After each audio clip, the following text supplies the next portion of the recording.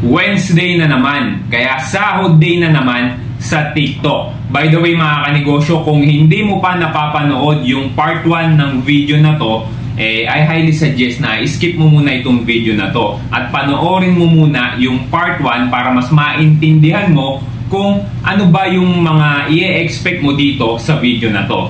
Pero kung ayaw mo naman, edi don't. So let's proceed to the topic. Paano ba maging isang content creator dito sa YouTube or maging sa Facebook? Or kung paano ba maging isang TikTok affiliate? Kung desidido ka kumita ng ganitong pera linggo-linggo, siguraduhin mong tatapusin mo tong video na to para fully equipped ka sa mga knowledge and basic informations na kakailanganin mo. So number 1, YouTube muna tayo. So kung gusto mo maging isang content creator and you decided to upload your videos and earn money in this platform, so ano ang requirements dyan? So you need to hit at least 1,000 subscribers and you will need 4,000 minutes views para maging eligible ang mga next videos na i-upload mo para magkaroon ng commercials. Kasi mga kanegosyo, sa commercials po tayo kikita ng pera.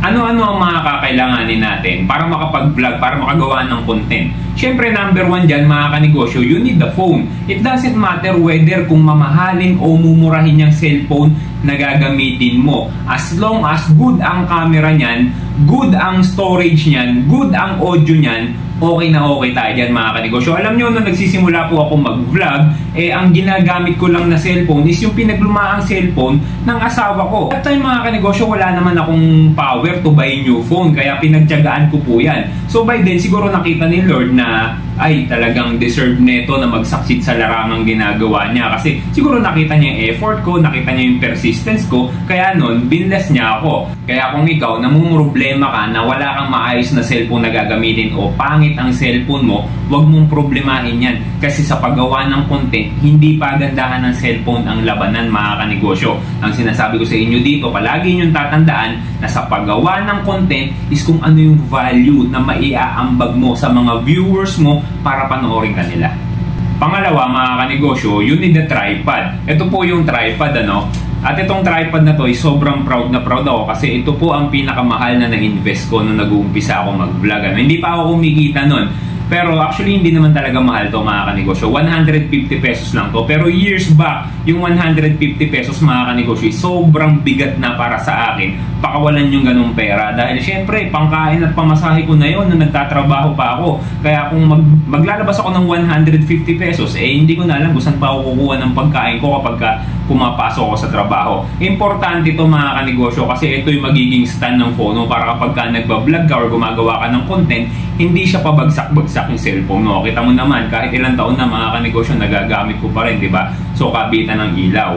So, next natin mga kanegosyo is lightning. Ito po, yung ganito. Mura lang rin naman yan mga kanegosyo. Marami kayong mabibilhan yan sa Shopee.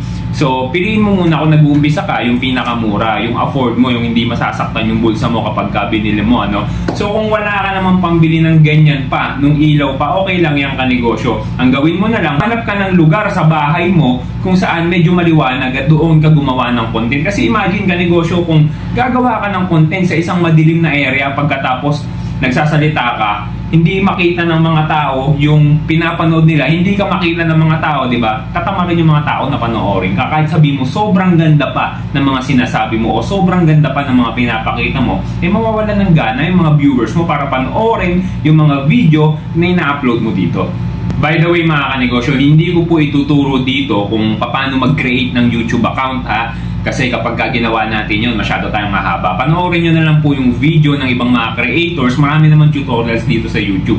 Panoorin nyo na lang po yun sa kanila. Okay, so anong number na ba tayo? Hindi ko na maalala. So anyway, so next na kakailanganin po natin syempre, so kung meron ka ng phone, meron ka ng tripod, meron ka ng lightning, and next is yung editing application. So sa editing application naman mga kanegosyo, ang pinaka i-recommend ko sa inyo is CapCut to edit your videos and Pixelab to edit your thumbnails. Alam nyo yung applications na yan, yung dalawang applications na yan mga kanegosyo, simula noon na nag-uumpisa ako at hanggang ngayon na napapanood nyo ako is ayan lang pong dalawa ang editing apps na ginagamit ko. Kasi bukod sa libre na, is beginners friendly pa. Kaya kahit bata mga kanegosyo, kayang-kaya gamitin yung editing application na yan. Next natin mga kanegosyo, syempre, yung content mo. Ang tanong, ano ba ang best content na dapat i-upload dito sa YouTube para panoorin ka ng mga tao? Kung saan ka magaling? No. Mga kanegosyo, alam nyo, before, nung nagsisimula ako, different channel pa, hindi pa po itong channel kung saan nyo ako napapanood ngayon. Ang content na ginagawa ko is kung paano pumayat, paano lumaki ang katawan, because I am a fitness instructor by profession mga kanegosyo. So sa ganyan ako magaling, pero hindi nag-click sa akin. Walang mga nanonood sa akin. So ibig sabihin mga kanegosyo, hindi nag-click sa akin yung bagay na ginawa kong content kung saan ako magaling. So nag-isip ako, ano kaya yung content na dapat i-upload ko dito sa social media para panoorin ako ng mga tao? And that time mga kanegosyo, during pandemic pa to, sakto naman na nagbi-business na kami nun ng asawa ko mga kanegosyo, no? So ina-upload ko sa video yung mga ginagawa ko sa negosyo, nagsishare ako sa mga tao, and then kapag yung mga tao napapanood nila yung video ko, nagtatanong sila sa akin kung paano ganito, paano ginagawa ko, paano gawin to, tapos sinasagot ko. Tapos mga kanegosyo, napapansin ko na kapag nasasagot ko yung mga katanungan nila, nakukuha nila yung mga sagot na kailangan nila. So naisip ko, sa ganitong paraan, nakakapag-add value ako sa mga tao, sa mga manonood ko. Kaya tinuloy-tuloy ko mga kanegosyo. Ang problema, hindi ako magaling magsalita sa harap ng tao. Introvert ako mga kanegosyo. Hindi ako sanay na humaharap sa mga tao para magsalita. Even sa harap ng camera mga kanegosyo, hindi ko kayang gawin yan. Kaya anong ginawa ko? Simple lang mga kanegosyo, pinag-aralan ko. Hindi ako magaling sa public speaking. So ang ginawa ko is araw-araw ko gumawa ng content. Araw-araw sinanay ko yung sarili ko na humarap sa camera at magsalita na magsalita. Nagsulat ako na nagsulat ng mga script na sasabihin ko sa harap ng camera at i-upload ko sa social media account ko. Ganyan ang ginawa ko mga kanegosyo. Kasi naisip ko, kung itong pagbablog ang magbibigay ng pagbabago sa buhay ko at sa buhay ng pamilya ko, financially, kahit nasabihin kong hindi ako marunong sa ganitong klase ng larangan, then I will embrace it mga kanegosyo. Kaya kung pinoproblema mo na hindi ka marunong humarap, na hindi ka marunong magsalita sa harap ng camera, pag-aralan mo kanegosyo. Lalong-lalo na kung pinaniniwalaan mo na yung ganitong klase ng larangan at sa ganitong industriya mo nakikita na magbabago ang buhay mo, especially financially, at mababago ang buhay ng mga mahal mo sa buhay, di ba? Para sa reference mo kanegosyo, kung paano ako magsalita before, ayan, panoorin mo. Ganyan ako magsalita dati. Medyo masakit tong sasabihin ko sa inyo ngayon, pero hindi ako magsisinungaling sa'yo. Kailangan mo tong marinig. So, una at pinaka-importante sa lahat, kung mataba ka, kailangan mong tanggapin na kailangan mong magpapayat. Kailangan mong magbawas ng timbang. Alam mo kung minsan kasi, sinasabi mo sa sarili mo, hindi pa naman ako ganun kataba. Marami pang mas matataba kaysa sa akin. Marahil tama ka. Pero, alam mo rin sa sarili mo na gusto mong pumayat. Kaya kung nag-aalala ka dahil baka hindi magustuhan ng mga tao kung ano yung mga pinagsasabi mo or hindi ka handa sa mga sasabihin ng mga tao, isa lang sasabihin ko sa iyo mga kanegosyo, no? Skills can be learned. Lahat ng bagay ay napag-aaralan yan basta ginusto mo. Tandaan mo yan. So sa Facebook naman tayo mga kanegosyo, no? Sa Facebook ang requirement is kailangan mong ma-reach ang at least 5,000 followers and 60,000 minutes views. So, kapag ka na-reach mo yung kanegosyo, you will start earning money on your next upload. But unfortunately, mga kanegosyo, before, during my time na nag-uumpisa ako dyan sa Facebook, is once na may deliver mo yung requirement nila, pwede ka nang kumita ng pera sa mga susunod na video na i-upload mo. Pero ngayon, ang ginawa nila is kahit may deliver mo pa yung requirements nila, through invite na lang yung monetization nila. Hindi ko rin alam kung bakit ganyan ang ginawa nila. Basta naglapag na lang sila ng ganyang klase ng memorandum. Pero ganun pa mga kanegosyo, huwag kayong masisiraan ng loob, no? So kahit hindi kayo ma-invite, siguro para sa akin ha, tuloy-tuloy pa rin kayo sa pagbablog or mag-upload pa rin kayo sa Facebook. Kasi through Facebook is makikilala kayo ng mga tao. Paano na lang kung nagustuhan ng mga tao na yung mga videos na ina-upload nyo, diba? Siyempre, hahanapin rin kayo sa ibang social media platform niyan, diba? Ifa-follow and isusubscribe nila kayo doon. Kaya para sa akin, magandang practice stage yung Facebook para sa mga new vloggers, diba?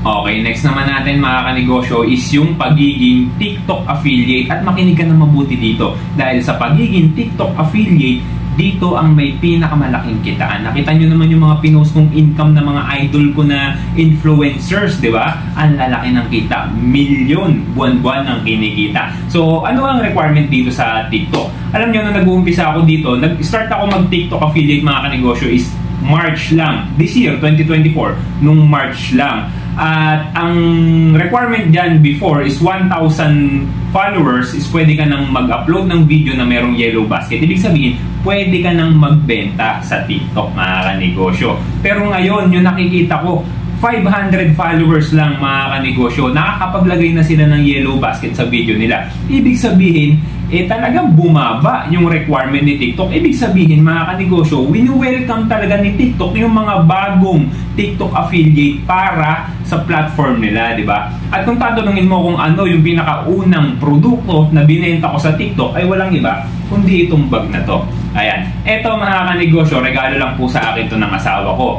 At hindi namin to nabili sa TikTok. Actually, sa Shopee nabili to ng asawa ko. So, noon kasi, sinubukan ko lang naman kung talaga bang makakabenta ako dito sa TikTok. Sakto naman, ito niregalo ni Missy sa akin. Meron din pong shop na nagbebenta ng ganito mismo na bag sa TikTok. Kaya binenta ko to. And then, noon, may mga bumibili pero konti-konti lang. Pero syempre, habang tumatagal ka negosyo, na di-discover ng mga bagong tao yung account mo. Kaya syempre, pag ginalingan mo ng ginalingan, maraming taong magtitiwala sa'yo para bumili sa mga produktong binibenta mo.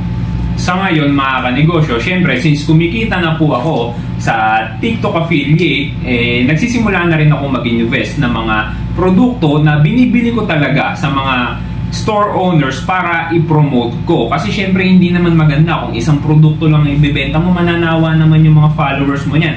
Araw-araw nag-upload ka tapos isang produkto lang, same product lang yung nakikita nila, di ba? So syempre kapag ka kumikita ka na, dapat mag-invest ka rin kahit papano para meron ka rin bagong ipapakita sa mga taong sumusunod sa'yo, sa mga taong nanonood sa'yo, di ba? So umpisa mo lang naman gagawin niyang kanegosyo. Kapag ka nakita ka ng mga store owner na talagang effective yung marketing na ginagawa mo, yung video na ginagawa mo, talagang binubuhusan mo ng effort lahat ng video na ina-upload mo sa TikTok, mapapansin at mapapansin ka nila kasi nanonood sila, di ba? Namimili sila ng mga influencer na talagang pag-i-investan nila para i-promote yung mga produkto nila. Kaya yung mga pinopromote kong produkto ngayon, mga kanegosyo, pinapadala na lang yan ng mga shop sa akin ng libre para i-promote ko. So, ganyan na po ang nagiging sistema namin.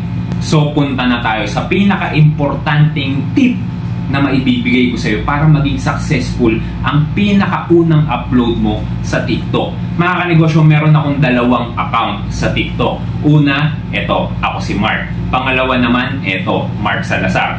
Ang pinaka-nauna kong account dyan is yung ako si Mark. Ang pinaka-unang video na in-upload ko dyan is yung video na nag-trending din po sa Facebook. Ay ang video po na yan. So, unang video na in-upload ko na yan is nag 1 million views kagad mga kanegosyo. Wala pang yellow basket yan ha. Kasi syempre nag-a-apply pa lang tayo kay TikTok eh. So, yung pangalawang account ko naman, ito po yung Mark Salazar. Ang pinaka-unang video na in-upload ko dyan is ito mga kanegosyo. Yan po. At nag-trending din po yan. Umabot po yan ng 2.5 million views mga kanegosyo. Ito ang napansin ko ah. So, 2 magkaibang account. Pero syempre, isa lang ang may-ari at ako yun. So, yung pinakaunang video na in-upload ko, both account, is nag-trending parehas. Actually, parehas silang umabot ng 2.5 million views. Ang na-discover ko dito mga kanegosyo is pinapaboran ni TikTok yung mga bagong account sa platform niya. Yun yung talagang binibigyan niya ng malawak na reach para mapanood ng mga tao.